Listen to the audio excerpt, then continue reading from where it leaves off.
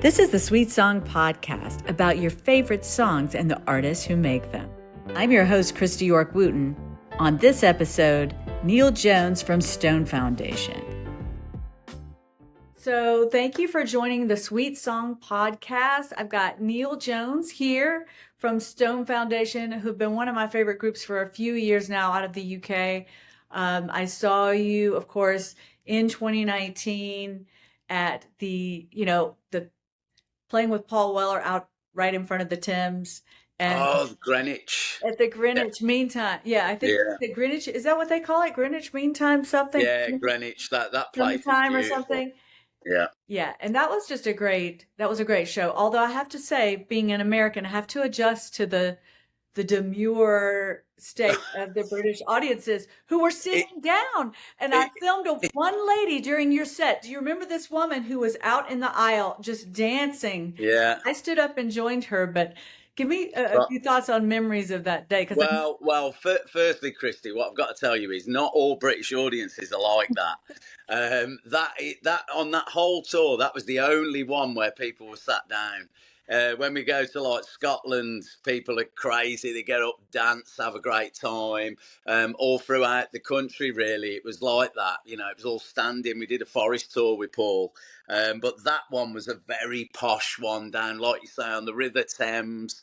I think it was probably quite expensive to go to that one as well. Greenwich Mean Time in London, and it was a wonderful day. My fondest recollection of that is we were hanging about with Mick Talbot backstage, obviously from the Style Council, and he joined Paul that day, didn't he, for the he set did, that he yeah. did.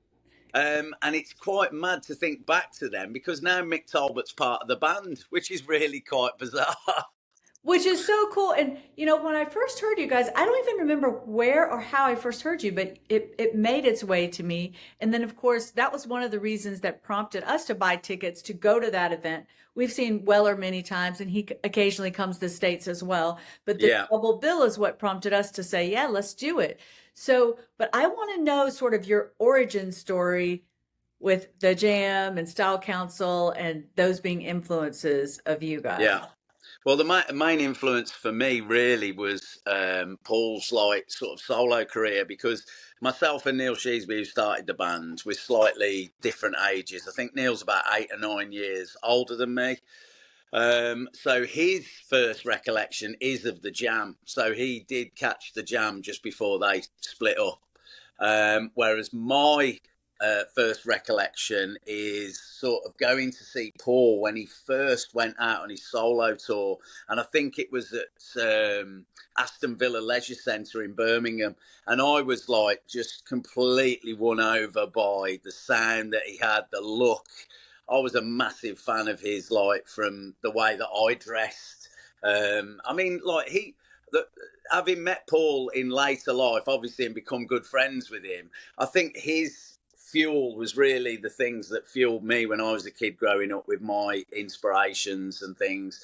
He loves all the same bands that we love, from the Small Faces to Traffic, to all the old R&B bands from America.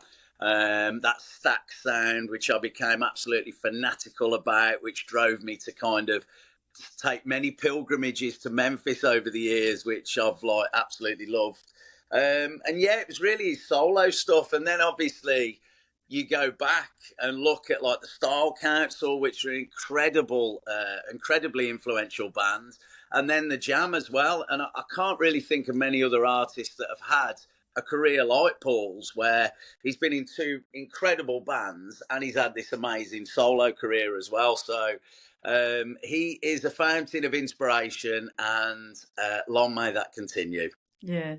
So, I think one of the things about Paul's solo career that I agree with you on, and definitely and as we get, especially talking about your new record in just a minute, but Mm. tell that Stone Foundation has that basis in that R&B feel, the appreciation for all of that. And that's what got me. I was, my husband is a huge Jam fan. So when we Yeah. met and got married, we're constantly like Jam Style Council, and that kind of. So all of our worlds collide, anytime Weller plays a show. But let's talk about I want to know.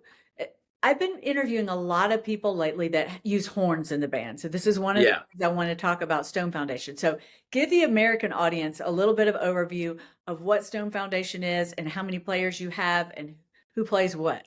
Yeah, so we're kind of an eight-piece band. The lineup now has slightly been tweaked. We've had a three-piece horn section, the same guys in that horn section since 2016 when we were recording the Street Rituals record, and that was produced by Paul Weller. And that horn section is slightly different actually to most horn sections. We have one sax and two trumpets, which I think personally gives us a little bit more of that kind of blood, sweat, and tears punch to like the live sound. You know what I mean? We've now got a wonderful guy called Dominic Carr playing drums for us, who appears on his first track on this new Stone Foundation record, which was a song called Summer Song, which featured Omar on vocals. We've now got a two-piece keyboard section, Kristi, which is the original Stone Foundation keyboardist Ian Arnold, and it's been augmented by Mick Talbot, originally from the Style Council. And then, of course, there's myself and Neil Sheasby. I'm lead singer, guitarist, and Neil Sheasby on bass guitar, and we're kind of the founding members of the band. So, yeah, it's been great because it's kind of freshened up the sound a little bit. When I first asked Mick if he'd like to join the band, and because he'd recorded on so much of the new record and the last few records, we thought it was just a natural thing to ask Mick to come and play. His words to me were, he said, people always think that having two keyboards in a band, Neil, is an extravagance, but it shouldn't be seen like that. And he's absolutely right, to be honest, because so many bands have two guitar players, and you never really think about that, do you? And it takes up a little bit more space on the stage, but it really does add something magical to the sound having the two keys. I love the two keys, and Elton John tours with keyboardist that plays with him when he's on piano and everything. So there's nothing Yeah. wrong. There's nothing wrong. I love the extravagance, if that's what it is. But Yes. the horns, I think, are super brave, and that's what I was going to say. I was just in the last couple of weeks, I've interviewed several horn players. Just Yeah. coincidentally, I interviewed Lee Loughnane from Chicago, of course, famous for their horns, and I Yeah. interviewed Herb Alpert a few weeks back, of course, who is the Wow. one of the godfathers of how trumpets Yeah. have been. If our trumpet players knew that, they'd be all like bowing. But anyway, we were talking about, I felt like there was a golden age of brass, that was present in all of the soul music that, of course, probably influenced you guys, and of course influenced Paul Weller and the Style Council and the Jam. But that there was kind of a golden age of horns, and then all the horns became keyboard parts, in the Yeah. 80s and 90s. And now I feel like people are gravitating back a little bit to trying to bring horns into the mix. So, I don't think there's any replacement whatsoever for feeling. It's almost like, when they went through that stage of having electronic drum kits. Do you know what I mean? There's no replacement for somebody actually moving sound in front of you and moving air in front of you, where like you really feel the punch from something like that, from a live kit or a live horn section. I sort of say it's akin to wearing a suit of armor when you have the horns with you on stage, because you feel kind of indestructible. Do you know what I mean? Because you have this immense power coming from that sound. that's a really good way of putting it, and I hadn't heard about that, but I haven't heard anybody else say that. I really think that's true because you do have that. It is like armor. It's metal. It's metallic, Yes. right? And it's strong. So that's a really good analogy. I want to talk. So let's talk about Revival of Survival, because Yeah. I first of all, one of the things that I like about you guys, it's easy to get people hooked with your sound. You do kind of have that soulful, feel good sound that people are looking for, but the lyrics also are really great. And I think that I don't want people to overlook that, because it is kind of Yeah. optimism. It's a little bit tinged with what's going on in the world, but not so much that it feels like politics or it feels like any Yeah. overwhelms people. So I wanted to get your take on that and how Yeah. how Yeah, I think with this record in particular, It's probably the most danceable record I think we've produced as regards to the overall sound, the feel, the tempo of the tracks. I think it's designed to move your feet and make you smile at the same time. Do you know what I mean? This record is. But yeah, you're right. You can't but help see what's going on in the world at the moment. So you kind of are. Your music is a reflection of that, but as opposed to being, I mean, soul music in general is when it's done well, is quite an optimistic, uplifting kind of art form, really. And like we wanted to take what we saw, but put a sort of hopeful spin on top of that, you know. So it's not just all about sort of doom and gloom. We kind of look for the optimism in life, which you know is always there. You can always find it in anything or any situation. I know sometimes it feels very desperate and very hard to Yeah. find it, but we kind of hope that when people, especially for our live gigs, when people come and see the band, that we can kind of transport them for a couple of hours and make them leave the hall or the room that they're in feeling like uplifted by what they've just experienced. That's really important for us with our music. Yeah. So talk about another thing, and I want to get to some specific songs, but I also want to let people know, especially if they haven't heard you before, that you do work with a lot of other artists who guest on your Yeah. songs. So talk about how that started and some of the folks you've worked with over the years. So that I guess that kind of really the starting point of that was when we used to do a lot of northern soul gigs here in the UK. And we used to perform at these gigs, and some of these promoters would bring over artists, and they would usually use them in the sense of it's almost like karaoke, where they perform on a PA with no live band. And we thought well, there's an opportunity here for us to sort of play with these artists that we absolutely admire and love, and possibly start to push them into like recording new material because we've never really been that sort of obsessed with doing covers or anything like that. So we saw that as a way in, and the first couple of guys that we worked with was a guy called Nolan Porter, who only made two records back in the day, recorded out of San Francisco. And his band were essentially Little Feat and the Mothers of Invention. So that was some guy to work with, you know. And also a guy called Joe Harris, who was in The Undisputed Truth, which was obviously Norman Whitfield's sounding board for the Temptations. So we were working with two absolute icons in our eyes way back when. And I learned so much from them as kind of a front man, a guitarist, a vocalist. We all learned so much from those two guys. And it kind of grew from there that the Stone Foundation sound became more of a sort of collaborative thing. I was brought up by my dad on like Steely Dan records. And like, you know, those guys would always view music as if they heard a particular sound, whether it was a vocal, like with Michael McDonald, or a drummer, like in a certain particular style, or a guitarist, they would go to different players to get their sound that they wanted on their records. And we kind of viewed music in the same way, really, that you're kind of sculpting out of clay. And if you want to add something to that mix, it doesn't matter if you're asking someone to collaborate with you, it's just enhancing the sound. So over the years, we've been so lucky, Kristi, to like work with people. Like I was just saying about William Bell. I went to his studio in Atlanta to record with him for a song. Bettye LaVette, Melba Moore. You can tell we're heavily influenced by the obviously American soul scene. Shirley Jones from the Jones Girls on our recent record. So we've just been so blessed that when we've kind of approached these people to sort of ask them to perform on our songs, they've said yes. And it's like they don't really need to do it, you know, because these are all sort of bona fide legends. So it's kind of a massive pat on the back for us that they come back and say they'd like to work with us, you know. That's a great list. So let's talk about some of the songs on the new record. I mean, Cut Me Loose is the single, right? Uh, Yeah. talk about that one.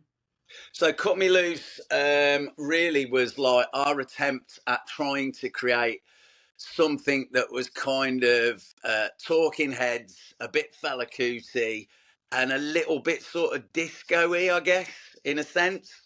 So when we actually came to record it, works perfectly. Actually, we're talking about collaborations. We recorded the track, and I didn't feel like I should be the lead vocal on it. So we got in touch with a guy called JP Bimini, who unbelievably about 3 or 4 years ago found out that he was the actual crown prince of Burundi in Africa. This guy I've known on the London soul music scene for years, and it's a crazy story. He gets picked up like by Rolls Royces now when he goes back to Burundi, and so it's like really he's such a wonderful guy. We got him to come to Paul Weller's studio, and we recorded his vocal on this track. His voice is very reminiscent. He reminds me of a sort of Terence Trent D'Arby sort of vibe to his voice. So it just kind of worked great on that track in particular. And it's got that spiky kind of, the most important element of that song is that guitar rub, that sort of David Byrne thing, which I really like. It's almost discordant, but it's not, and I really love that in music. So tell American audiences a little bit more about working with Omar. We've got a couple of different famous musicians around here named Omar, but the Omar who's working with you on this record. Yeah. Talk about that and how that came to be. So yeah, it's a very similar thing really. We'd recorded Summer Song, and on all the album tracks, I will always put down a vocal on the album tracks. Yeah. And it was another one that I could just hear his voice on it. I know he plays quite a lot in the States actually. He comes over and does a lot of stuff at like City Winery and places like that. And his voice is just like butter. It's amazing. Your listeners would probably know him from his massive track, which was "There's Nothing Like This," which was I think it was quite a huge worldwide hit at the time. And he's just brilliant. I mean, he came in, recorded 3 different takes. Most of these singers that we deal with, it's like the Bettye LaVette thing. She similarly did about 3 recordings of her track on the Street Rituals record, and then you're just kind of like a kid in a sweet shop. You can pick any element of any of the takes that they did and add it to the song, and it's just another wonderful collaboration. I want to ask you about vinyl too, because I know you guys always put out stuff. I try to buy your merch whenever you come out with new things, and my husband has a couple of T-shirts. We've got the long, good man, short, we got it all. But and even got the little cassette, when oh yes, came out, but the vinyl thing, because you've actually charted with your vinyl singles, right? Yeah. So the vinyl thing's really amazing. I think that is quite a cool thing that's happened. I would imagine it's the same in America, where vinyl's had this massive resurgence. And it's a really cool thing to see, especially amongst like the younger generation who are finding that it's quite an optimistic thing for me to see that there are kids now amassing vinyl collections again, because sometimes you worry that nowadays people have got like an attention span of about 15, 30 seconds. Do you know what I mean? With all these little clips of videos and everything.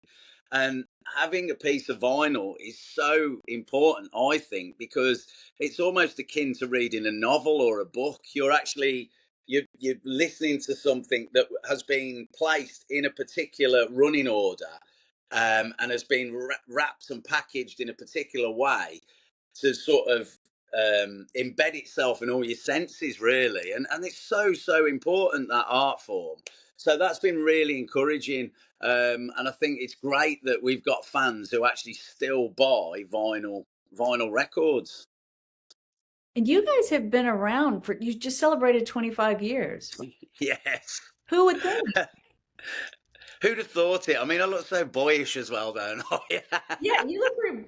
Boy, that's what we were trying to figure out. It's like, these guys have been. Maybe I've known about you maybe for about 10 years now, but yeah. So I don't know whether you've got this available in the States, but we last year a film crew came and filmed a documentary on the band. It's called Rise Above It: The Story of Stone Foundation. and it's available on Amazon Prime, and it's like the story of the band. It's about an hour-long documentary. It's really worth seeing if like you're new to the band.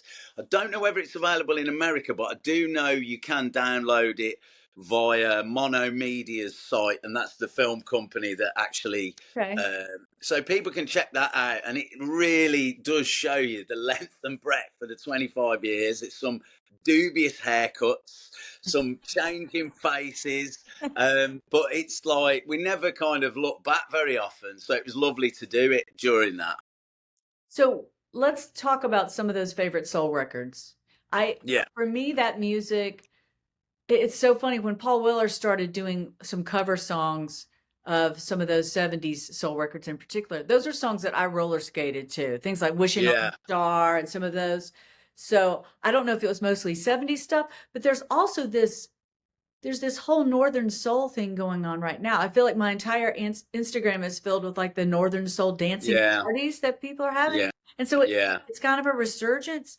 But a lot of that Northern Soul stuff, as you said, was like precursors to Motown and precursors to other things that came out that weren't, they were, of course, maybe American records, but they weren't the biggest hits. They weren't the ones yeah. that were rising to the top. So let us know some of your favorites. So one of my favorite records, if I was talking to my younger self, one of the things that really inspired me was a record by Otis Redding, and it's called Tell the Truth. And it's got this incredible picture of Otis on the front. It's like been coloured. I think it's like a blue and red or something like that.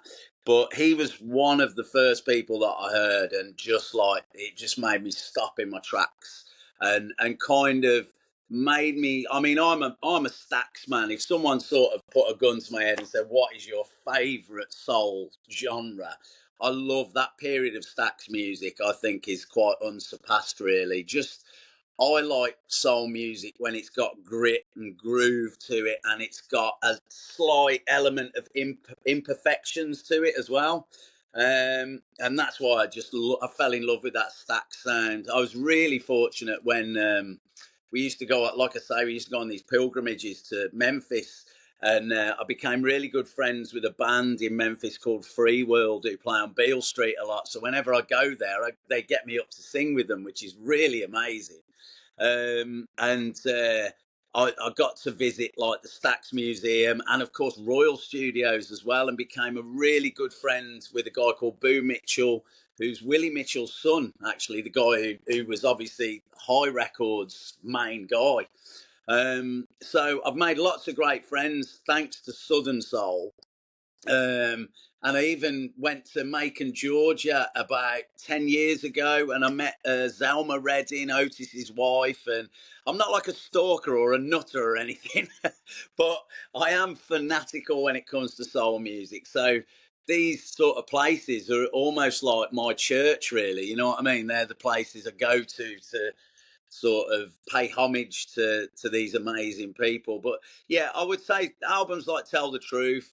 I would probably go for a record like by Syl Johnson as well, which is on the High label. Is It Because I'm Black, which I think is just a incredible piece of music. It's amazing. And then obviously, people like Marvin Gaye and people like that, which just inspired me. I mean, I don't. Is there a better record than What's Going On? I That's don't my know. favorite album and of all time. I mean, I Yeah, don't think there is. I think, and it's coming back around. yeah. It has made the rounds, but especially over the last 10 years, it just seems to grow in importance every year. And I think Well, it's really funny you say that, actually, Kristi, because one of our friends who supported us in 2018 on our tour that we did around the UK has now blown up big time as a guy called Jalen Ngonda, he was on the Stephen Colbert show in America. So he's becoming a really big thing. And funnily enough, he's signed to Daptone, okay. and they seem to be going into ever more into that Marvin Gaye sound. You know what I mean? So it's, you can't really go wrong with something like that, I don't think. Yeah. And you mentioned Memphis, obviously, and Macon, of course, but also Alabama Yeah. Northwest Alabama with the Muscle Shoals sound as Yeah. well. And So there's a really good friend of mine called Dick Cooper who was down there. He was working as the curator at the Alabama Music Hall of Fame, and he took me around Fame and Jackson Highway Studios and all those places. Yeah, I am a complete train spotter when it comes to soul music. yeah, well, you can't see it, but I've got an autograph uh poster somewhere around here about Jimmy Johnson. He passed now, but he played Oh, on all those records. Yeah. yeah, Jimmy Johnson. So I've got we went to when we were in Muscle Shoals because Dick knows all the Swampers really well. We spent an afternoon with Jimmy, and he took me to his studio, and I played. This was around 2017, and I played him some of the songs that were on the Street Rituals record. And when I played him the Bettye LaVette track, he started telling me all these stories about working with Bettye LaVette way back in the day. Yeah. And he was such a lovely, lovely man.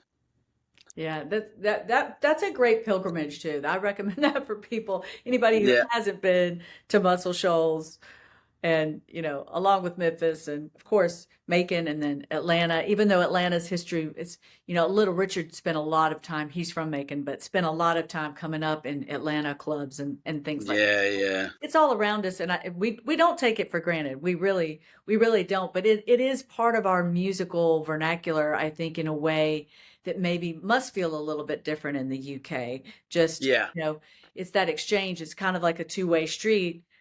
All of that soul influenced, British bands influenced obviously the Beatles to do what they did, but then all of the British music that came after the Beatles really influenced the bands that I grew up with, like yeah. all the stuff in the 80s, and of course the stuff that Paul Weller was doing in the 80s. It's kind of that thing, isn't it? When you're not around it all the time, it becomes almost mythical, doesn't it? So like as young kids, when I was growing up, I was listening to like a lot of hip hop, like De La Soul and Public Enemy and Tribe Called Quest, and I was thinking, where are these incredible beats and samples coming from? And that's what got me into soul music. And then all of a sudden, you think, wow, I've got to go there. I've got to go and experience it. Yeah, all the artists you just mentioned are great too. And I don't know if you've ever heard the Jazzmatazz album. Oh yeah, yeah. Guru on it is another that's a little bit later than some of those others, but like 90s stuff. Yeah, there's And Dee's on that record, isn't she? DC Lee as I well. think she is. Yeah, Yeah, she gets a shout out on one of the songs, I'm pretty sure. yeah, yeah. Great. So I know you guys are going on tour, but when can we expect to see you here in this? Oh, I'm trying. We are trying. Oh, I mean, I know. like, It's so expensive we, to come here. yeah, we've got a really good mate of ours who's quite a famous singer, a guy called Graham Parker from Graham Parker and the Rumour. And Graham lives over in London, but also he's got a place in Woodstock, and he's been sort of championing our sort of shout for coming out to the States. On different podcasts he's been doing, which has been really lovely, I'm hoping it's going to start to change now because we've got a new live agent, and I'm hopeful that she can sort of, because everyone I speak to when they see us live, if there's an American at a gig in the UK, they always come up and say, "Oh my God, you've got to come out to the States. You'd absolutely, people would love you so much," and blah blah blah. So. If anyone is listening to this podcast, get in touch with us and we will be on the next flight. Maybe of the 5 listeners that I have, someone will be an agent. That might be good. Or somebody booking.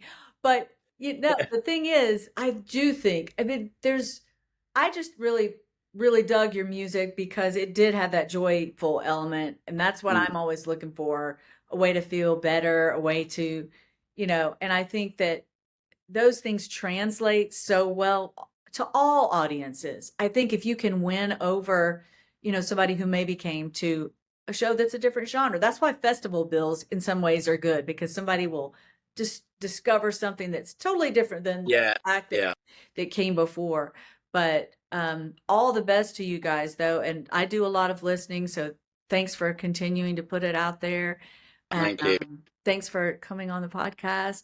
Thank you for spending your valuable and precious time with me. I really appreciate Of it. course, but we have to get to your sweet song. So of all your Stone Foundation tracks that you were involved with in the writing, what is your sweet song? It doesn't necessarily have to be your favorite, but what is that one that you just puts you in your feels? Oh my word, that's a tricky one. So I would love to pick something off the new record, which is obviously, current at the moment. But I would probably say the song that when I'm sort of an older man and I look back on would probably be something like "Your Balloon Is Rising," which was on Street Rituals, just because that album was the album that sort of transported us to a larger audience, because obviously Paul Weller was the producer on it. And that song in particular was the song that he sang lead vocal on. And that was the first time I sort of said to him, Paul, would you sing on this tune? And it was like probably one of the most emotional recording sessions I've ever been to as well, where I'm not too proud to say that I actually wept when he was recording it, because he was such a massive influence for me. And to be there in the room listening to him singing words that you'd written, that's quite a deep thing. Do you know what I mean? So that would probably be there somewhere. Yeah. And that song too has such a classic feel. I mean, it could have been written any time in the last 100 years. You know what I mean? With the lyrics and with kind of the melodic, Yeah. it has that like songbook classic feel to it too.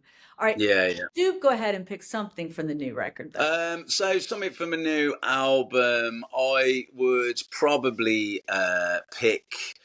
I would probably pick "Close to Where You Are," because that song is like really that song pretty much came together in one complete piece. You like, as a songwriter, you have to get lucky sometimes, and that came together pretty much start to finish on the acoustic guitar. So it's quite special to me. That also kind of reminds me, the chorus lines remind me of my girlfriend as well, who has put up with me for the last 4 or 5 years of living together.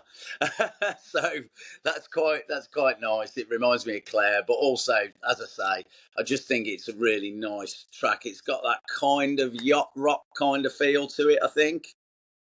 So Definitely the vibes of that. And I'm yeah. totally down with that. We obviously have Yacht Rock Review here based in Atlanta, who's a big yacht rock cover band that travels across the country. Oh, right, okay. They're fantastic, which is fun. And then all the original guys, of course, Doobie Brothers, Michael McDonald, they're coming out with Yeah, a record. huge inspiration to me, Michael McDonald's music. Yeah. I mean, what a voice that man has. Yeah. It's absolutely ridiculous. That is one of the voices that has been on so many records in my life. I just, Yeah. great guy. Exactly. Well, thank you so much and good luck with everything. The new album is great. Thank you. Tell people where they can buy it. So you can get the Revival of Survival. I think it probably is available in independent record shops in the States. I think we have distribution over there. Now, You can too. Yeah, Bandcamp, wherever. But you can buy it on stonefoundation.co.uk, where you can keep up to date with everything the band's up to. And obviously, we're on all the social media platforms: Facebook, Instagram, Twitter, all of that type of thing. And yeah, it'd be really cool to get out to the States soon and hopefully play to some people. Yeah. I'm really looking forward to that. If not, then I'll have to be, coming back across the pond there. Yeah. All right. Thank you, Neil. I'll let you Thank you ever so much. out, and then we'll talk soon. All right.